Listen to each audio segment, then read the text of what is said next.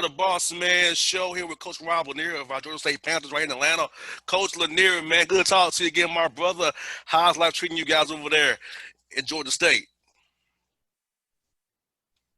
You know what, all things considered, man, we're doing okay. We, like everybody else, we're trying to make the most of some really unique times. And, we're happy to have our guys here. We went a long time being away from our guys and really missed them. And so having most of our team back that's been really healthy for us. I think it's been healthy for the guys too. And we've tried to, spend as much quality time with our guys as possible. That's been good on and off the court. Let's go back to March when everything went down, Coach. Where were you guys at when everything kind of got canceled around my birthday, which is March 11th? Everything went downhill from there, man. So where were you guys at, and how did you guys kind of react to that when it all went down the first time in March there? Yeah, it was a strange time, as you could imagine. I mean,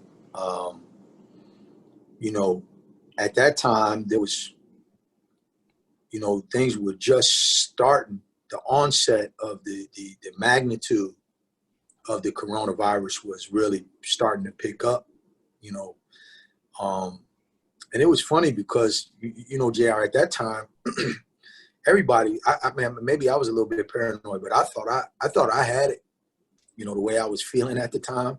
Mm-hmm. But the testing wasn't as available as much back then. But I remember for like a week and a half, I slept on the couch downstairs and I tried to stay away from my family as much as possible. My son went through a period of time where he had gotten a diagnosis of mono. Oh, wow. We had sent him to my wife sent him to what you call urgent care center, and they diagnosed him with mono. And so based on that diagnosis, his high school career was going to be over. Oh, wow. Because he was going to have to be out for a matter of months. But then we followed up and had him see another doctor, and they said he didn't have mono. And so we started thinking about the coronavirus. Mm-hmm. And he wound up being okay. He was out for, 10, 12 days or whatever, and then they wound up winning the state championship. But he went from that range of emotion. So there was a cloud, it seemed to be over everything. And we wound up getting eliminated from the conference tournament, but we were still eligible for the postseason. And so we were committed to participate in a postseason tournament.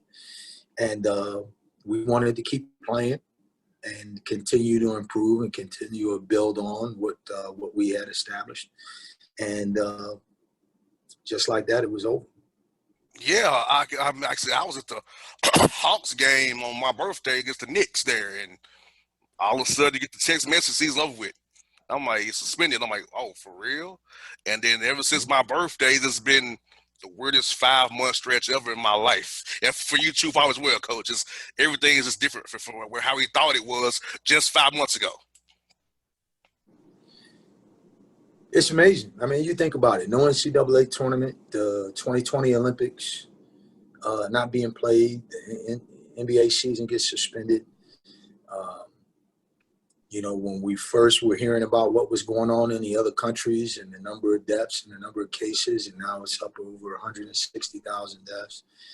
And still a lot of disagreement on the magnitude of it, the approach to take to it. There isn't like a consistent approach.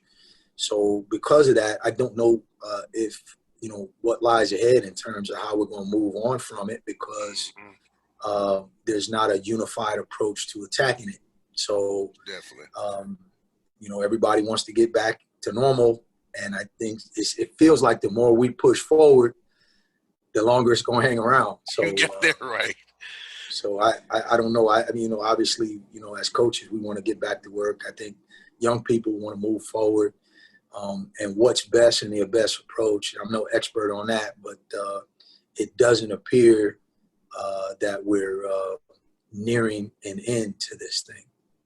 And coach, I know you probably your young men for having to persevere through all this has been going on. Had to finish up their classes online, and then stay healthy back at home, and just they want to adversity at a young age for these young men. It's only going to help them down the road. So I think it's a good opportunity for you to teach these young men and your staff and help these young men become better men for years to come from what's happened, unfortunately, in 2020.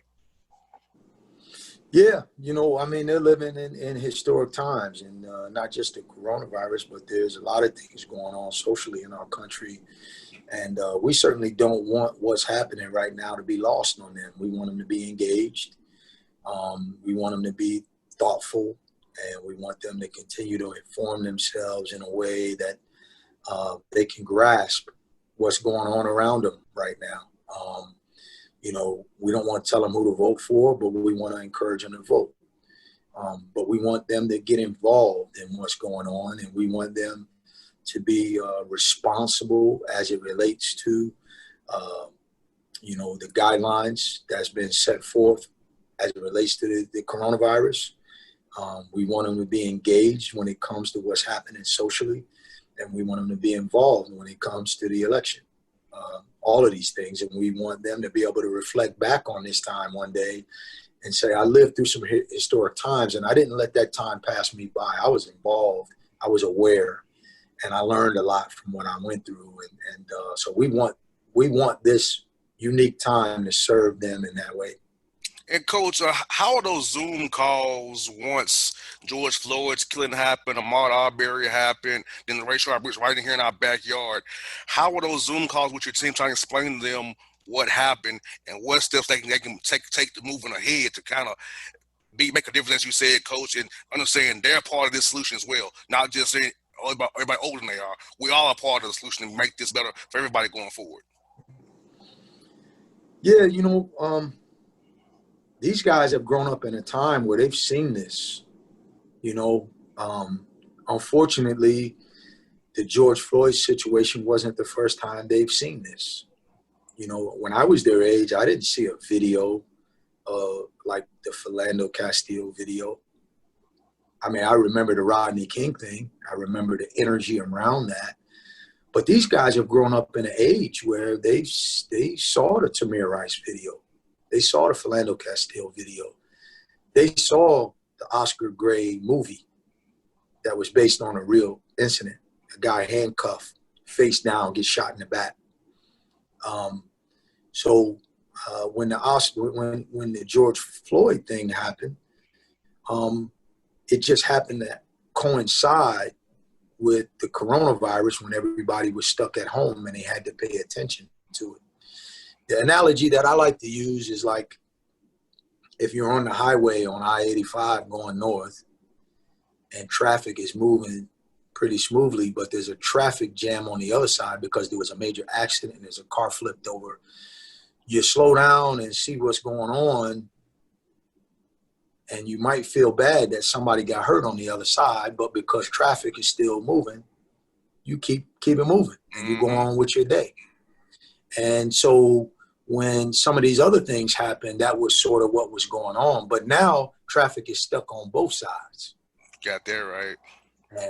And everybody had to pay attention to it. And so I think it created a different type of energy that we see now with because people want to move on. They don't want NBA players putting stuff on their jerseys and talking about it all the time. They want it to go away. And I think there's an energy now that ain't going away.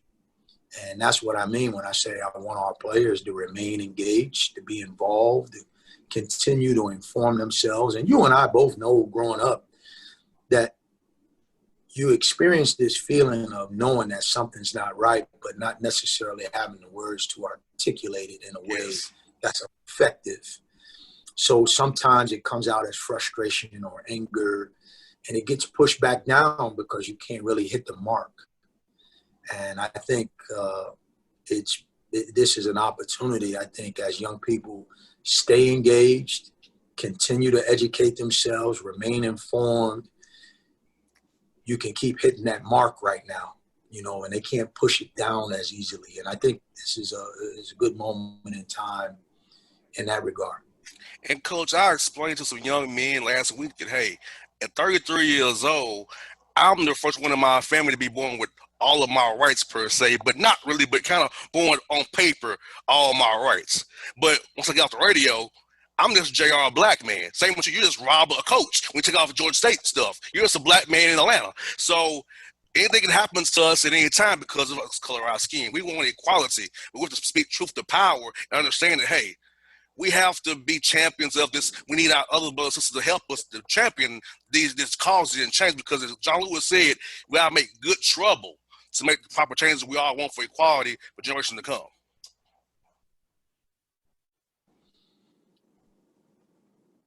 Yeah, I agree, man. Like I said, I got a son who's 19 years old now. I got a daughter who's 17, and you just really want young people to be aware, to be mindful, not to live in fear. Um, but just know that there's a history to this that they should understand and how it relates to where we are now and how things have improved and in areas where it still needs to improve. And the more they know, the better they navigate, the world that they're living in today. And so that's our responsibility as adults is to educate ourselves and try to inform the young people that we come into contact with without always preaching. I could be a little preachy with the guys. I'm sure they would tell you, but I do want them to become more informed. And coach, you know what's been crazy since George Floyd happened? I've used this show to talk about our race and our culture, what's going on in the nation. And the blowback I've gotten from certain sections of my listener audience has been like, wow, I know where you stand. But what I love is when older people come up to me and tell me to be a young man in your 30s, you get it. And I think it's because my parents are older. My dad will be 80. My mom is going to be 70. So having older parents who grew up in the civil rights era, it helps me to be able to articulate these things to the listenership audience. And unfortunately, there are some who don't want to hear it, but this is a perfect time to discuss because we need to get this stuff on the go. And I have a platform that goes from Chattanooga to Macon. I gotta use my voice to help out people in this community of Atlanta and there and beyond to get us to another level. And I wanted to really try to hit this point home with people because it's very important, Coach. You know that we're in a mecca of history in Atlanta. We have to speak for truth to power and get young men and young women in all ages on board with this movement we have going here right now. Yeah, I agree, brother, and I appreciate what you're doing. And I think that the step that we want to take with our young people, and what I've tried to do with my kids, Jr., is to get them to a point where they start to identify policy and start to understand which policies need to be addressed in order to improve things that we're upset about. And so, I think there's been a lot of talk of late about the difference between local, state, and federal as it relates to voting. And so that distinction is becoming clearer, I think, to a lot of people because so many people put so much emphasis on who's in the White House that they don't pay as much attention, to the people that make changes for you where you live. And then what exact policies do you want to make sure get addressed in your community? And I think that's another layer of information that we want people to get more informed about. And I think it's great because what's happening right now is we're talking to young people about things that nobody talked to us about. Yes, When I was indeed. when I was a college athlete, I wasn't thinking about these things. I didn't know what a councilman or a congressman or a congresswoman or the fact that the district attorney and all of these people that make decisions where you live never thought about voting for them or the impact that they made on the day-to-day lives of people that lived in those communities. So these are things that my son will have a better understanding of. My point guard will have a better understanding of. even if they don't fully engage in it right now, right here, the fact that we're talking about it with them, maybe when they're 24, 25, and they got their first apartment and their first job, and they're navigating the world outside of basketball. Now, all of a sudden, these things start to have more substance to them as they start to move into the real world. And even that would be sooner than it hit me.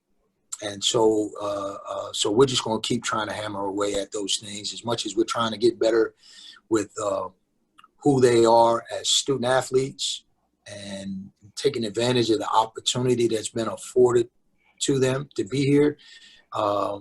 We want them to grow in all those other ways just as much. And Coach, speaking of on the court, with the virus and guys being at home, how'd your strength coaching keep those young men in shape? Because some guys might not have hoops to hoop on and keep their bodies where they want so out of shape when they get back to you for workouts now that they're back with you. So how'd you guys kind of manage that while they was out with the virus? To be honest with you, we didn't care about them being in shape. That wasn't our focus. Our focus was what they were doing academically. We wanted that time in the first several months following the shutdown. We wanted them to be engaged in their academic responsibilities. And because there was so much unknown about the virus, I did not want to emphasize to the players about being in shape and playing ball and working on your game. And then they go out and put themselves in harm's way because they're trying to follow and do what they think we want them to do. And then they asymptomatically pick something up and bring it back to the auntie or the grandma or the mother. I wanted them to stay home, to be honest with you. And if they wanted to go in the driveway and shoot, if they had that, or go out for a run and still social distance, I was okay with that. But I was clear with the coaches, let's not pressure these guys to feel like they got to come back here in game shape, because then they might go out and make some bad decisions. And out playing shirts and skins with no mask on, and then all of a sudden they're with family and they put somebody else in harm's way. So I wanted to de-emphasize the basketball as much as possible and put most of that emphasis on them doing their online schoolwork. And to our guys' credit, they handled that responsibility well. And now that we do have them back, we have to stay consistent with that and take our time getting them in shape gradually, instead of trying to go from 0 to 100 after we know they've been out for a while. And while they were out, we didn't emphasize how much they were doing. And now that we got them, we're trying to create a controlled environment for them to get back to the level that they need to get to. And speaking of that, Coach, how weird is it going to be for your guys to maybe not have students on your campus, less people around, or try to keep them in that kind of a little bubble that you guys have at Georgia State to keep those guys healthy? Because they're college kids. They're 18, 19, 23 years old. They want to have some fun and keep them responsible enough not to go out and tempt that Atlanta nightlife and bring some back to everybody and mess everybody up. Yeah, it's going to require some discipline. And the fact of the matter is, I told you I can be a little preachy, and I've been doing a lot of preaching. It's all good here. It's all good. Yeah, but I want those guys to be disciplined and make decisions and just understand patience is important. And right now, they have to be patient with their social life, the stuff that they really want to do socially.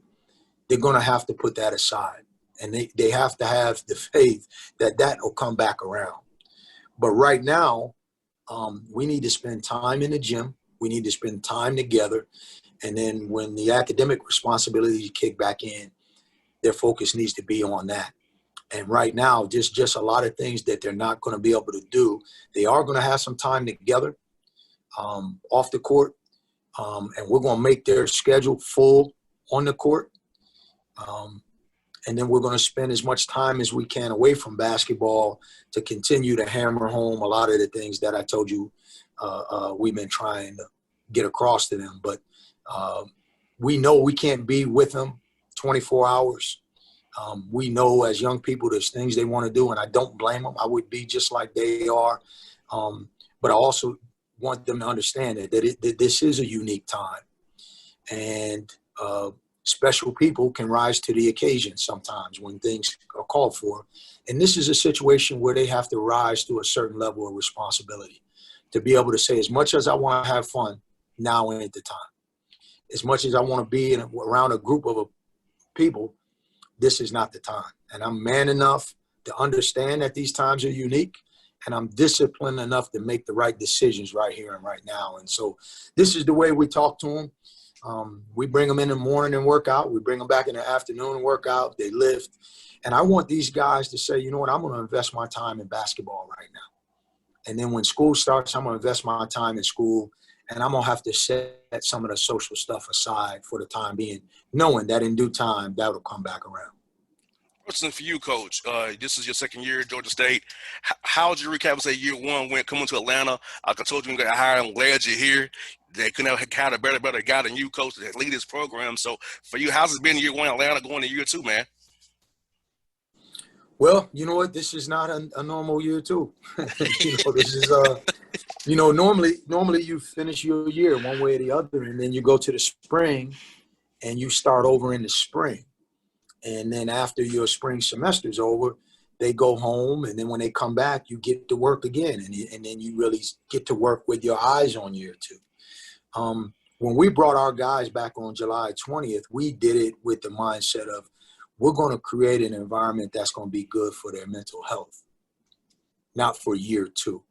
We don't know what the season's going to look like, when it's going to start, how it's going to start, etc.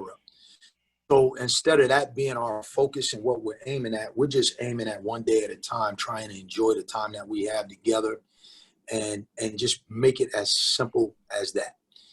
Try to bring some projects to the table for these guys to work on so that we can really jog their minds outside of basketball and get them thinking about some of the things that you and I had talked about, and some things even outside of that. And spend some time getting to know one another better. Today's a good example. We have a young man on our team from the Congo, and we have talked a lot with our team about what's going on in the United States right now with the coronavirus and with all the social issues that are happening. And we got a guy sitting in our locker room who hasn't been with his family for 5 years. And we're talking about everything but what his experience is about. So today we met, and our whole focus was on his journey and what it's like where he's from and why he hasn't been with his family for 5 years, why he made that decision and what his goals are. And I think it was a good revelation for our players of how grown this young man is, how mature he is, and what he's about. They know he's a good person and a good teammate, but they didn't know the depth of his experience. Mm-hmm. And so that was a good opportunity for us to really put some stuff on the table for our group. And so these are the kind of things that we're trying to indulge in with the time that we have with these guys. Most definitely. Well, Coach, I tell you what, man, I'm definitely thankful for you being here leading this program. I really am.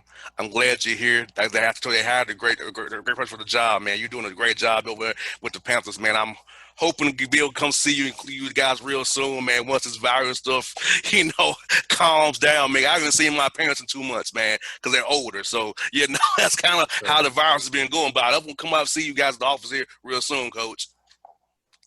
Okay, brother. I appreciate you, man. You're always welcome. Come see us. Anytime, Coach. That's Rob Lanier here on the Bossman Show. For all your photo, video, and voiceover needs, check out the fine folks at Blueberry Productions. They will take good care of you. If you don't believe me, you can see for yourself. Check out their work at blueberryproductions.tv, the Facebook page, Blueberry Productions, also a Vimeo page, a YouTube page, and it's Blueberry, BLUBERRY, Prod on Twitter. Check them out today. Blueberry Productions, great people, great work, great service. Hey there, your yard took a real beating this summer. Luckily, Scott's Turf Builder Winter Guard has your back. Just feed your grass with Scott's again this fall when the air is cool and the soil is warm. It's the perfect time to give your lawn a boost. If you do, Winter Guard will give your yard the nourishment it needs to help weak, thin grass recover and support root growth, giving you a greener, more resilient lawn both now and next spring. Guaranteed. Grab a bag of Scott's Turf Builder Winter Guard today. You'll be back to barbecuing in no time. This is a Scott's Yard. Hey parents, we all try to be extra careful with our children in the car, but then we get an important call or text. Remember, our children are watching. Make every drive a good example. Be in the zone. Turn off your phone. Visit childrenshospital.vanderbilt.org/BITZ to learn more about our teen driver safety program. Brought to you by Monroe Carroll Jr. Children's Hospital at Vanderbilt, the Ford Motor Company Fund, and the Allstate Foundation. Hello, my name is Travis Williams, President and CEO of Academics and Athletic Consulting, focusing on educating and empowering tomorrow's collegiate athletic leaders. My passion is for the education and genuine concern and care for today's student athlete. It's the centerpiece of my life's work. A college education, both in and out of the classroom, is a truly rewarding benefit. For more information on AAC, you can go to www.academicsandathleticsconsulting.com. Once again, www.academicsandathleticsconsulting.com. Or you can follow me on Facebook at Academics and Athletic Consulting, or Twitter at Coach TWill24, or Instagram Travis L. Williams 24. Or you can call me at 404-542-6079. Once again, AAC is very proud to partner with J.R. McHenry of the Bossman Radio Show, covering sports and entertainment across the country. Please tune in weekly for informative, entertaining, and expert analysis on today's sports and entertainment topics. Thank you. Hip hop fans, I got a great album for you. The debut album from Family Grind ENT, True Speech and 313 Fresh. We're going to give you 2 discs, 33 songs of pure, genuine hip hop. Albums available on iTunes, Amazon, Google Play, illstreetrex.com, and streaming live right now on Rhapsody, Beats Music, Spotify, Xbox Music, Slacker Radio, and SoundCloud. Check them out today. True Speech and 313 Fresh. Family Grind ENT. Believe in it. Get it. A gorgeous tan from Suntan City gives you an inner glow that relights the fire when you run into your first crush. Vicky, who was that? An old boyfriend. Lucky you just tanned at Suntan City. Lucky he's single. We're doing lunch tomorrow. Won't be single for long then. During Tour of the City, try all 5 tans, including spray tan, for just $4.99. Restrictions may apply. Click to buy now. When you're a teen, you finally get to make some of your own decisions. Who are you going to hang out with? What do you want to be? Are you going to glance at that text while driving? Remember, a split second is all it takes for something tragic to happen. Be in the zone.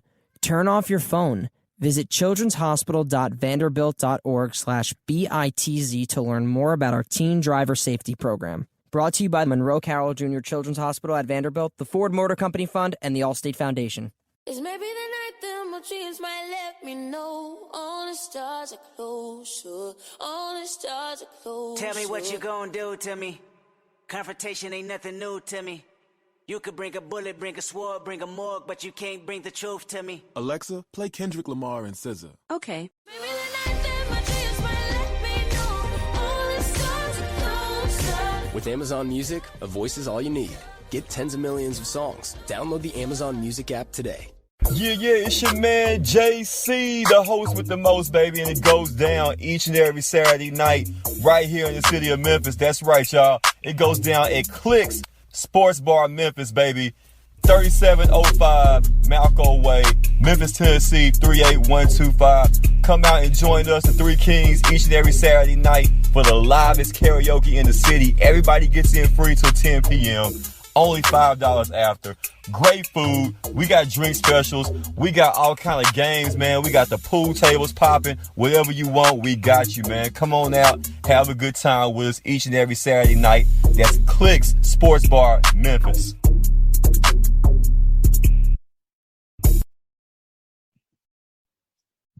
All right, folks, back here on the Bossman Show. Good friend of the show, buddy of mine, Coach Matt Figure at Austin P. Coach Figure, good to see you, man. How you doing? Man, I'm hanging in there. How about yourself, pal?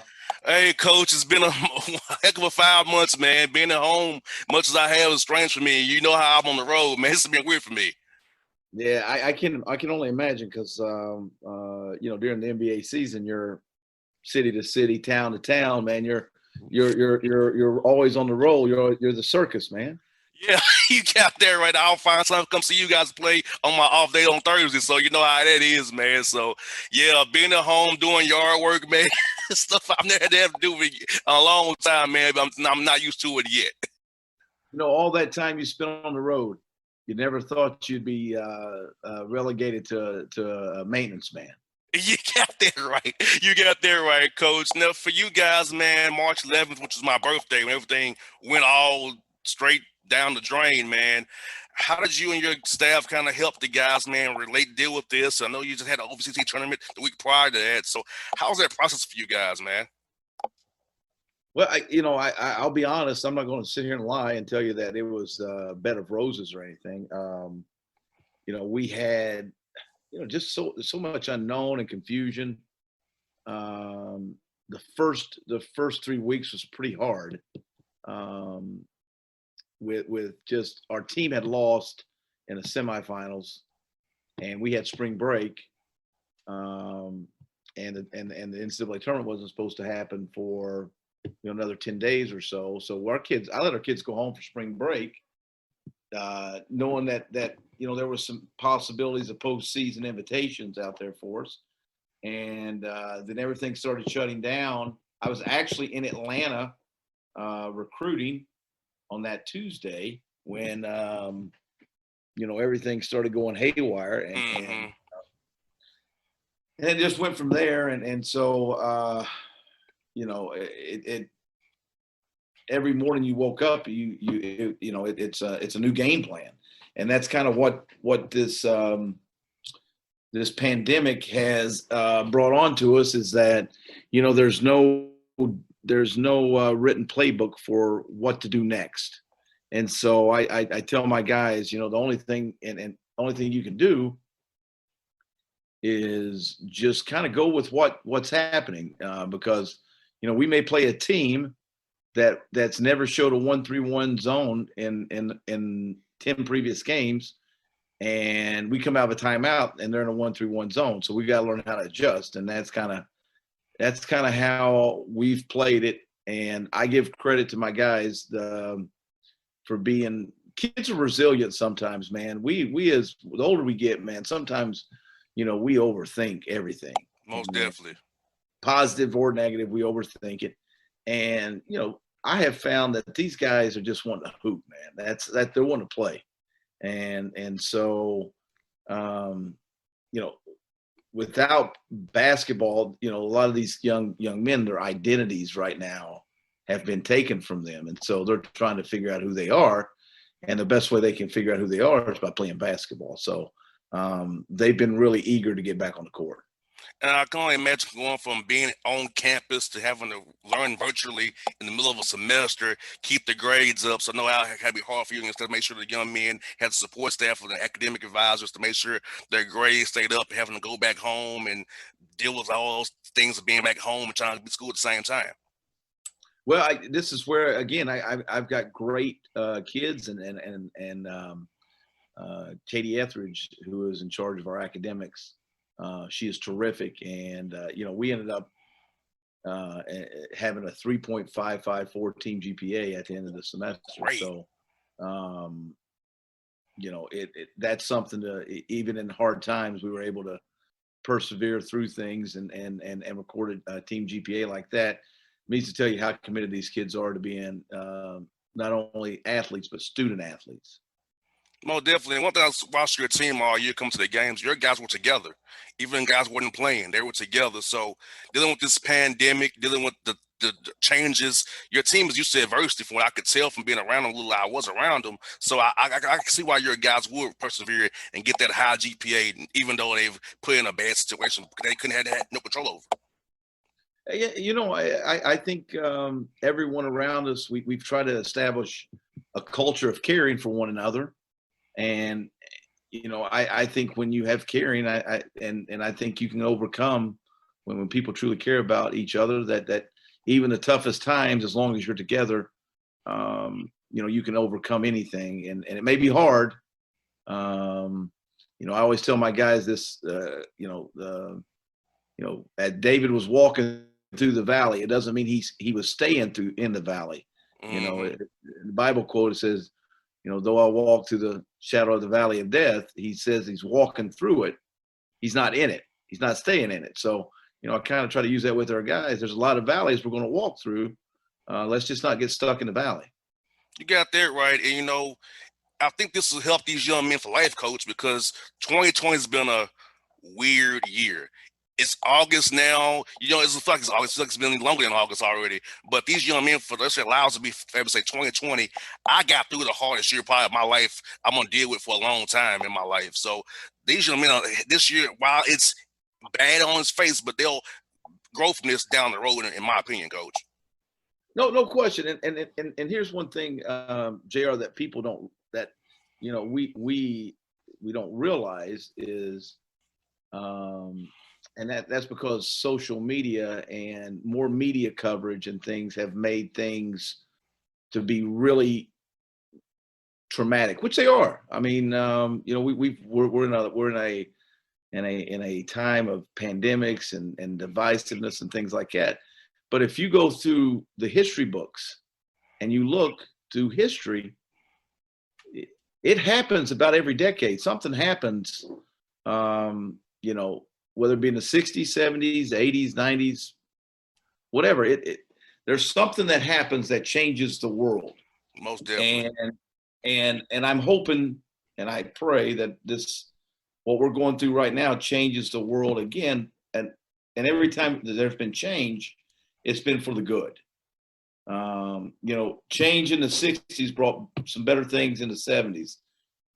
Change in the 70s brought better things in the 80s, and so forth and so on. And I'm hoping that we learn from what's going on here, and and humanity, and we get back just to being people who love one another. And I think this pandemic has brought families together and things like that. And probably on the flip side, it probably made a couple of people realize that they had to go into the transfer portal and get away from one another too. So I think I've lived both, Coach, already. I've lived both. Like you said, like I said earlier, I haven't been home this much ever since I've been in the media, 8 years. Being home this much to me has been weird, but it's allowed me, like you said, to reevaluate my life, reevaluate things I'm doing in my life, but spend time with my godfather, who's in his 70s, so I haven't spent time with him forever, my uncle. So it's been good in that sense, and also getting a chance for me to get back and, reevaluate how to do the radio show and how to help people in here in Atlanta, because the city is hurting here in Atlanta. A lot of the Hawks, a lot of people had jobs working at the arena, don't have jobs right now, so trying to help those find jobs. So I think it's been good for me to actually help the community more than just be a voice. Not actually be actively, now I can't do it out in public per se, but feel my strings I have, my attachments, I can help people out in that way. Yeah, no, you have a voice yourself. People listen to you, and so you're able to help influence people, and you also can be a person that may help someone that you don't even know you're helping them in their time of need just by your words. So you have a great platform, and I know you handle it with class, and so you bring everybody together through basketball, but also through camaraderie and your true caring for people, and not ever, you're a guy that's not ever been a stranger to anyone. So you got that right. Always accessible. Great gift to have. Always accessible. I give listeners my phone number. They can have my number to call me whenever, which many hosts don't do that. You can call me whenever. I'll get back to you when I can, but I will call you back eventually and text you back when I can. So I've always felt like, hey, that's the way we got to do it, because Lord's blessed me with a platform. 33 years old, with 1.1 listeners in Atlanta, from Chattanooga to Macon. I have to use my voice for good and speak truth to power and help people. That's a great thing you're doing right now. You can help, educate and bring people together to listen to your show. Most definitely. And Coach, for your young men, I know when they was away from you, you probably weren't worrying about their shape and getting the hoops, somebody now to have hoops to get to when everything shut down. So now that they're back on campus, how have you been trying to catch those guys up on strength and conditioning wise and getting their basketball legs back under them? Very slowly, very, very slowly. The thing I don't want to do right now is overload them. I don't want to, I don't want to bring on an unnecessary injury because there's still uncertainty of if and when we play. I'm very transparent with my players about that. I do think we will have a season. When it starts, I don't know. Right now, we're just trying to get the old phrase, getting their sea legs out of them and try to get them back into some on the court shape. And so my job right now is just to, kind of baby feed them and teach them how to crawl before they walk again. So, I do have some kids that redshirted from injuries and stuff last year. And so my whole thing is I don't want to get them hurt again. So, we're trying to take it as slow as we can. Watch film, work on some individuals, keep them at low risk. Most definitely, because what the worst thing you want to do is have a guy get hurt. And that was my concern with the NBA bubble, which has been shocking.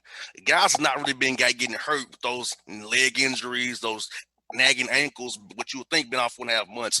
The guys will be hurt playing at a high level that they're doing in Orlando. So, but you're young men who are not as developed as those guys are. It's great that you're taking them little baby steps here, small bites here, and to keep those guys from getting hurt because they go too hard.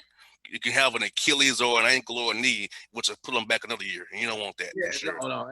That's the last thing I want to do right now is to put any unneeded risk on them, especially because with the pandemic, you don't know what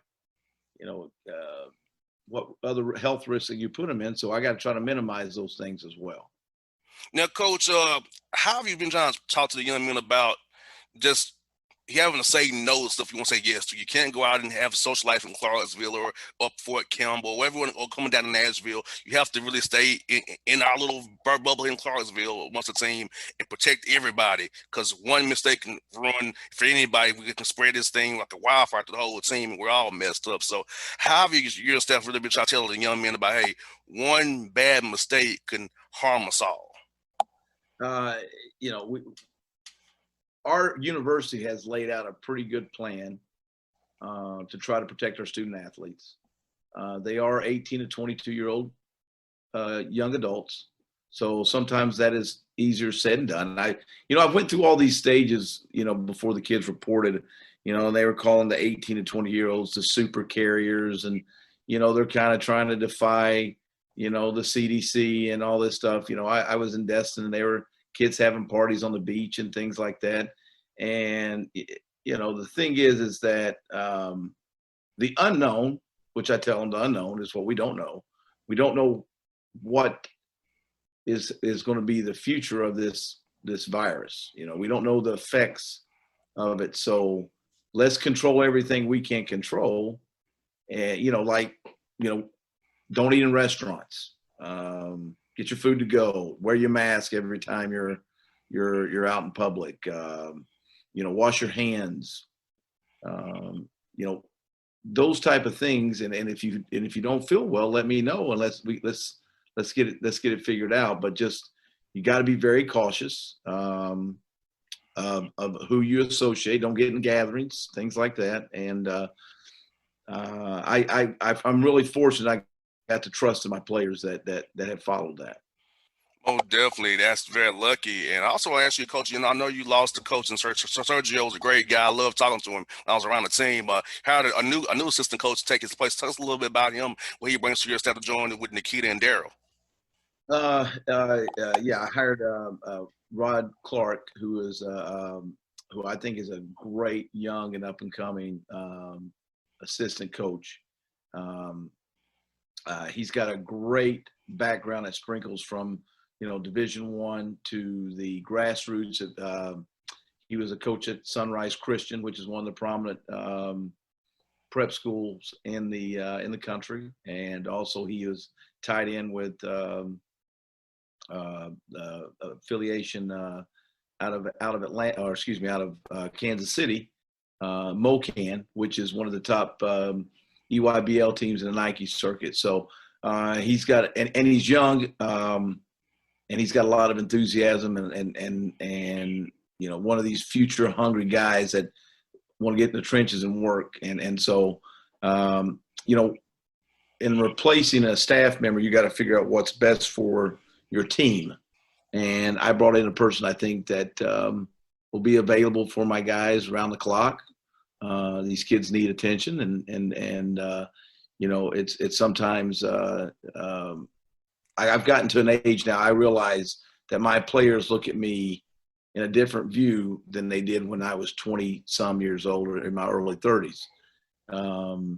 So by having youth around you as a coach, those kids, they understand that they can identify with them a little bit. So I decided I wanted to bring in a guy closer to the players' ages that will get them out and work out with them and things like that. So I think he's a great addition to our staff.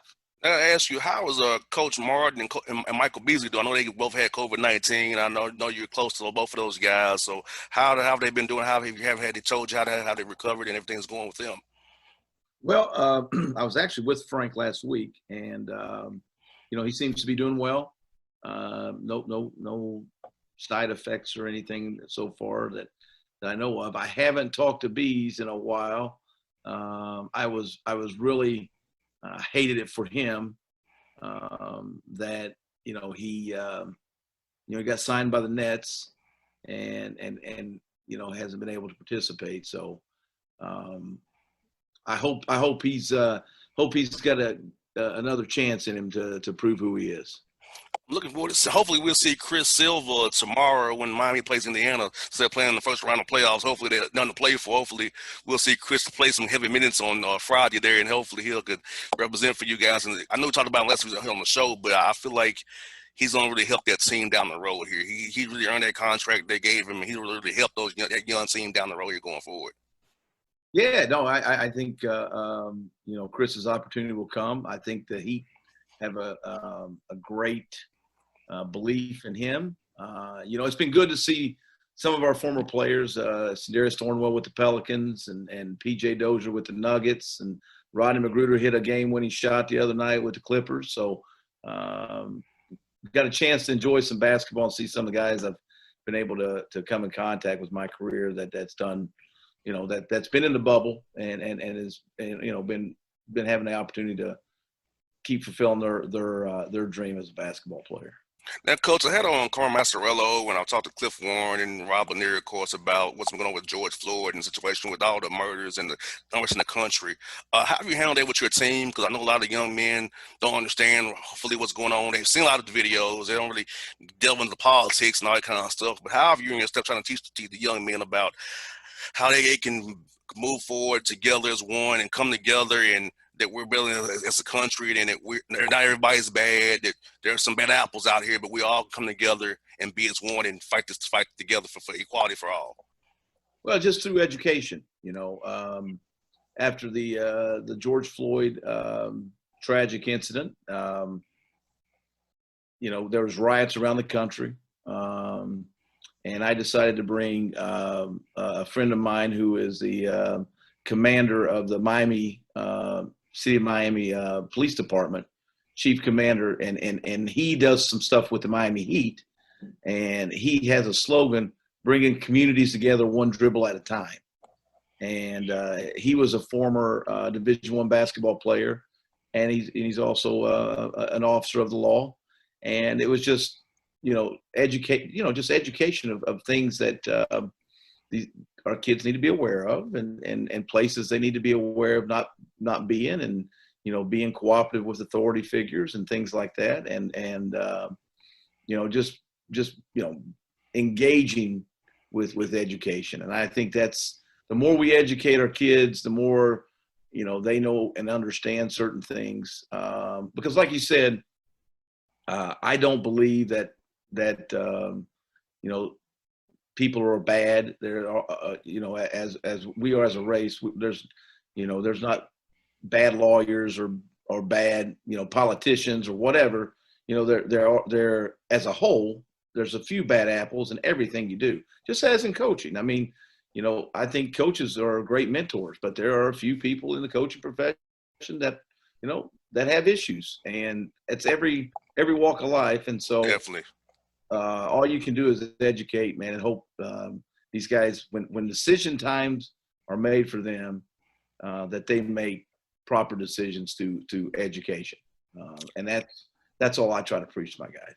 And they're lucky to have you because you're a measured man. You're a measured man of character and principle and a faith. So lucky to have a coach like you who has the rational way to talk to these issues and help them out, because some coaches don't have the wherewithal to do it, and you can, which I admire you for, because your guys are in good hands with you for sure.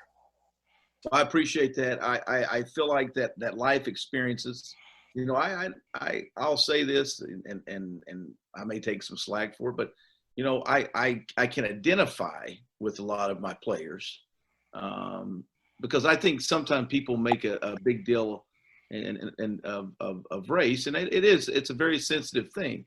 But I think people have more in common with one another from backgrounds. Most definitely. How you were raised and where you came from and how your home life was. And I think that's more, bonding than anything else. And so, I feel like I grew up like a lot of these young men did. That's something for me and them to share, that we share together. But I feel like I have a closeness and a bond, because I know, although I'm not African American, never been, I understand what it's like to grow up in situations that are hard as a child, and so I feel like I can identify with those guys, and they believe that, and that's where we have our trust and bond. No, you're right, Coach, and I'll say this on the air too, that many blacks and whites have the similar experiences. We just have different skin colors, which shouldn't be an issue, but it is in this country still to this. We're working on that issue. So, no, you're right, Coach, because I feel like we all have different scenarios, a lot of some scenarios, different backgrounds, having to struggle when we grew up and having to fight and scratch and claw for wherever we get. So, you're right, Coach. A lot of things we all have in common. It's just different experiences, different backgrounds, like you said. No, that's it. And I think the one thing that keeps people in that situation or keeps people down is ignorance, and so we got to educate. We got to get educated, man. And I'm talking about everybody. Everybody has to learn and be educated about situations, or we're always going to respond to the same situation over and over the same way. And we've got to educate, man. We got to educate ourselves. We got to educate others. We're not trying to influence people like us. We're trying to influence other people. So you got, when you're saying things, you got to be educated what you say. Most definitely. And I thought this, Coach, for me, travel baseball, I met my first white person when I was 7 years old, Coach, in 94, right? So it took sports to teach me about another race, because before I was 7 years old, I had never been around any white people before in my life.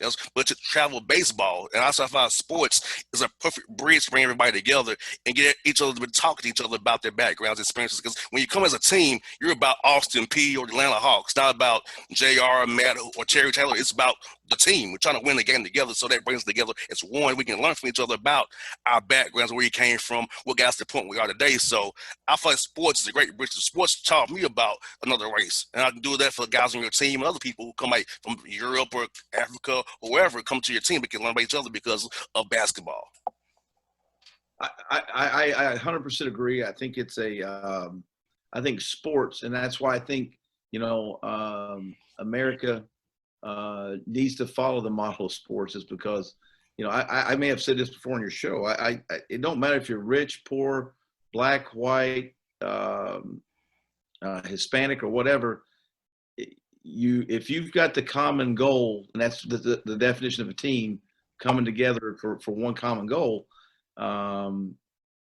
you're able to withstand and overlook other things that in normal society that people don't overlook. And I from a kid, I still remember seeing rich people and poor people standing side by side during a sporting event, black, white, rich, poor, and high-fiving and hugging one another because their favorite team was winning.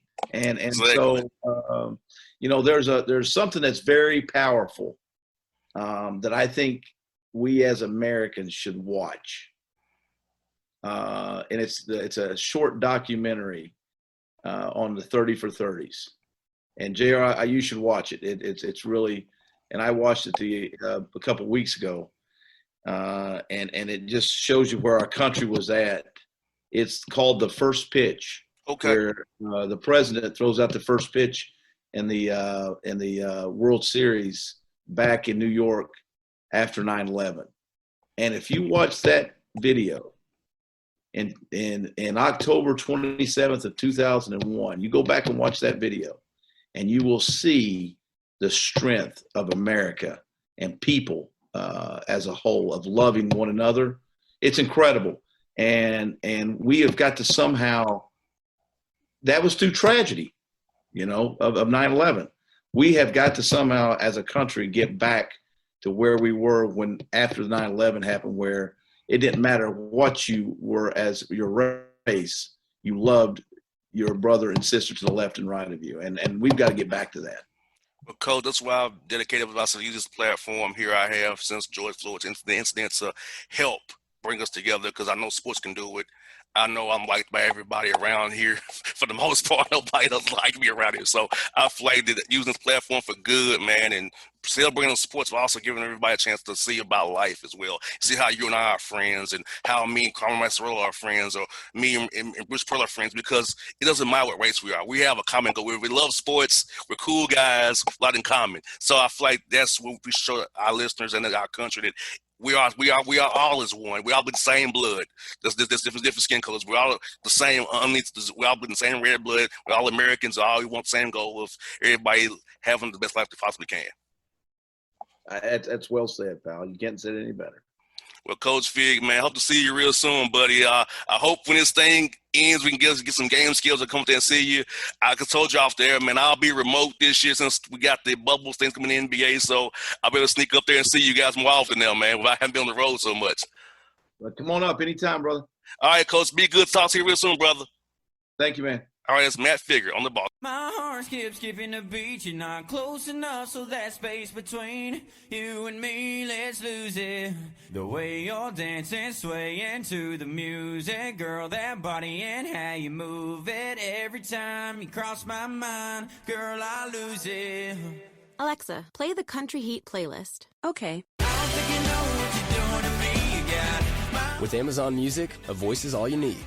Get tens of millions of songs. Download the Amazon Music app today. It's maybe the night that my dreams might let me know. All the stars are closer. All the stars are closer. Tell me what you gonna do to me. Confrontation ain't nothing new to me. You could bring a bullet, bring a sword, bring a morgue, but you can't bring the truth to me. Alexa, play Kendrick Lamar and SZA. Okay. Maybe the night that my dreams might let me know. All the stars are closer. With Amazon Music, a voice is all you need. Get tens of millions of songs. Download the Amazon Music app today. till the tears run down from my eyes. Lord, somebody, ooh, somebody, can anybody find me? Somebody to love. Alexa, play hits from Queen. Okay.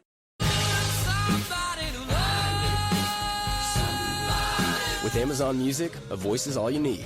Get tens of millions of songs. Download the Amazon Music app today. Flame-seared, Greek-seasoned Euro meat. This is the kind of meat that only a legit Euro place would get. But maybe you don't think about Arby's as a Euro place. Well, Arby's sells more Greek, beef, and turkey Euros than anyone else in the country. So, you know what? We're totally a Euro place. We're the Euro place. 2 for $6. Arby's, we have the meat. At participating Arby's for a limited time.